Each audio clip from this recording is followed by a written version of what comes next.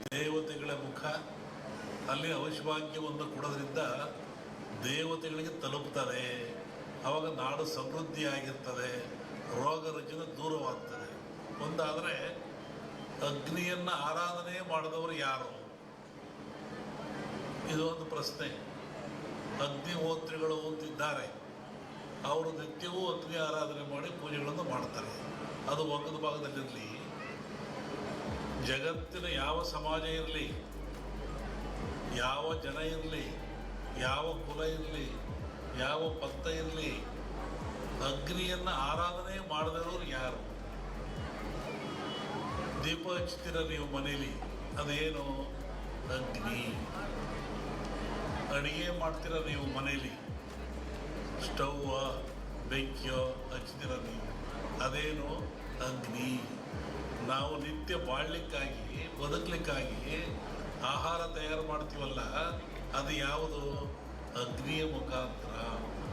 ಹಾಗೆ ಅಗ್ನಿ ಜಗತ್ತಿನ ಚರಾಚರಕ್ಕೆ, ಮನುಕುಲಕ್ಕೆ ಆದರ್ಶ, ಅವಶ್ಯಕ. ಅಗ್ನಿಯಿಂದ ಯಾವುದೂ ಇಲ್ಲ.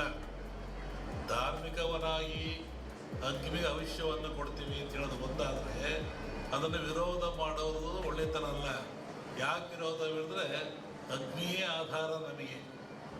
ಅನ್ನ ಮಾಡಲಿಕ್ಕೆ, ಚಹಾ ಕುಡಿಲಿಕ್ಕೆ, ಒಂದು ರೊಟ್ಟಿ ಮಾಡಿಕೊಳ್ಳಲಿಕ್ಕೆ ಏನು ತಿನ್ನೋಕೆ ಅಗ್ನಿ ಬೇಕು. ಅಗ್ನಿ ದೈವೋ ಭವ. ವೈಜ್ಞಾನಿಕೂ ಅಗ್ನಿ ನಮಗೆ ಬೇಕಾಗ್ತಾನೆ. ಆನಂತರ ಕಟ್ಟಿಗೆಗಳು, ಹೊಸು, ಎಕ್ಕ, ಮಾವು, ಮುತ್ತಗ ಇವೆಲ್ಲ ಬರ್ತವೆ. ಒಂದೊಂದು ಗಿಡದಲ್ಲಿ ಒಂದೊಂದು ಶಕ್ತಿ ಇರ್ತದೆ, ಒಂದೊಂದು ಫಲವನ್ನು ಕೊಡ್ತವೆ.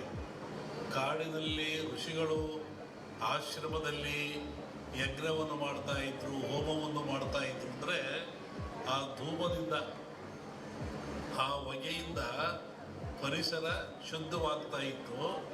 ಮತ್ತೊಂದು ಒಳ್ಳೆ ಮಳೆ ಬೆಳೆಗಳು ಬರ್ತಾ ಇತ್ತು.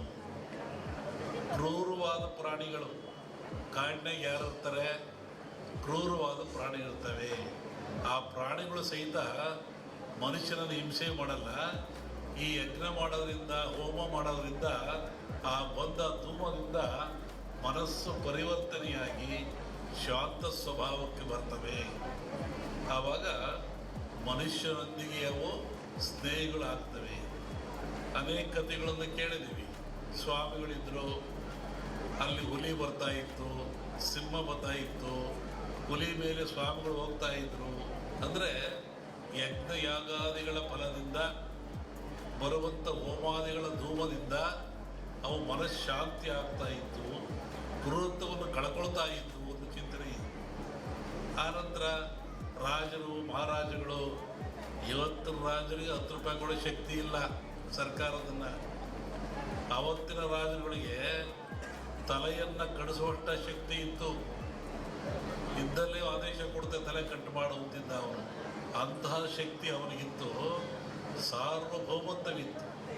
ಅಂಥವ್ರು ಏನು ಮಾಡ್ತಾ ಇದ್ರು? ನಾರ್ಮುಡಿಯಲ್ಲಿ, ಬರಿಗಾಲಿನಲ್ಲಿ ಕಾಡಿಗೆ ಹೋಗಿ, ಆಶ್ರಮಕ್ಕೆ ಹೋಗಿ, ಋಷಿಗಳ ಮುನಿಗಳಿಗೆ ಶಿರವಾಗಿ ಆ ಅಗ್ನಿ ಹೋಮದಲ್ಲಿ ಪಾಲ್ಗೊಂಡು ಸುಭಿಕ್ಷೆಯನ್ನು ಬೇಡ್ತಾ ಇದ್ರು, ನಾಡಿನ ಸುಖವನ್ನು ಬೇಡ್ತಾ ಇದ್ರು, ಆಶೀರ್ವಾದ ತಗೊಂಡು ಬರ್ತಾ ಇದ್ರು. ಅಂದರೆ ಈ ಹೋಮಗಳು ಆಧ್ಯಾತ್ಮಿಕವಾಗಿ ಹೌದು, ನಾಡಿಗೆ ಮಳೆ ಬೆಳೆ ರೋಗಗಳನ್ನು ದೂರ ಮಾಡುವಂಥ, ಆಯುಷ್ಯವನ್ನು ಕೊಡುವಂಥ ಶಕ್ತಿ ಹೌದು. ಇಲ್ಲಿ ವಿಶೇಷವಾಗಿ ಆಜ್ಯ ಅಂತ ಬರ್ತದೆ.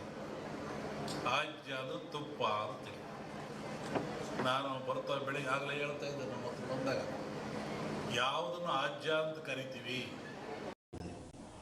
ಮತ್ತು ಅವರು ಧರ್ಮಕ್ಕೆ ನೋವಾದಾಗ ಅವರು ವ್ಯಕ್ತಪಡಿಸೋದು ಸಹಜ, ಅದು ತಪ್ಪೇನಲ್ಲ. ಅದ್ರ ಬಗ್ಗೆ ನಾವು ಯಾವುದೇ ಪರ ವಿರೋಧ ಹೇಳುವಂಥದ್ದು ವಿಚಾರನ.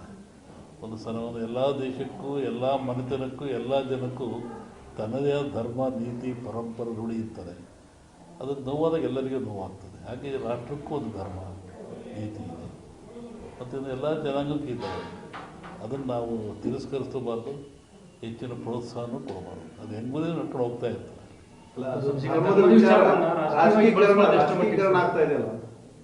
ಧರ್ಮದಲ್ಲಿ ರಾಜಕೀಯ ಇರಬಾರ್ದು, ಅದು ಅಪಾಯ ಆಗ್ತದೆ. ಪ್ರಜಾಪ್ರಭುತ್ವಕ್ಕೆ ರಾಜಕೀಯಕ್ಕೆ ಅಪಾಯವಾಗ್ತದೆ. ರಾಜಕೀಯ ಬೆರೆಸಬಾರ್ದು. ಇಲ್ಲಪ್ಪ, ಈಗ ಧರ್ಮದ ಮೇಲೆ ಓಟ್ ಕೇಳಿ ಅಧಿಕಾರಕ್ಕೆ ಬಂದಂಥ ಪರಿಸ್ಥಿತಿ ಸೃಷ್ಟಿಯಾಗ್ಯದ ದೇಶದೊಳಗೆ. ಧರ್ಮ ಆಧಾರಿತ ರಾಜಕಾರಣ ನಡೆದು ಅದು ಅವರಿಗೆ ಸಂಬಂಧಪಟ್ಟದ್ದು. ಅಲ್ಲ, ನೀವು ಹೇಳಿದ್ರಲ್ಲಪ್ಪ ಈಗ ಧರ್ಮ ರಾಜಕೀಯ ಬೆರಿಬಾರದು ಅಂತ ಹೇಳಿದ್ರಲ್ಲ. ಆದ್ರೆ ನಾವು ಒಂದು ಜನರ ನಡುವಲ್ಲ ದ್ವೇಷ ಬಿತ್ತಿ ಓಟ್ ಬೆಳ್ಕೊಳ್ಳುವಂಥ ಪರಿಸ್ಥಿತಿ ನಿರ್ಮಾಣ ಆಗ್ಯದ. ನೀರಿನಲ್ಲಿ ದೋಣಿ ಇರಬೇಕು, ದೋಣಿಲಿ ನೀರು ಇರಬೇಕು. ದೋಣಿ ಒಳಗೆ ನೀರಿದ್ರೆ ಏನಾಗ್ತದೆ? ಮುಳುಗ್ತದೆ. ನೀರಿನ ಮೇಲೆ ದೋಣಿದ್ರೆ ಹೋಗ್ತದೆ. ಒಂದಿನ ಲೈವ್ ಆಗ್ತದೆ.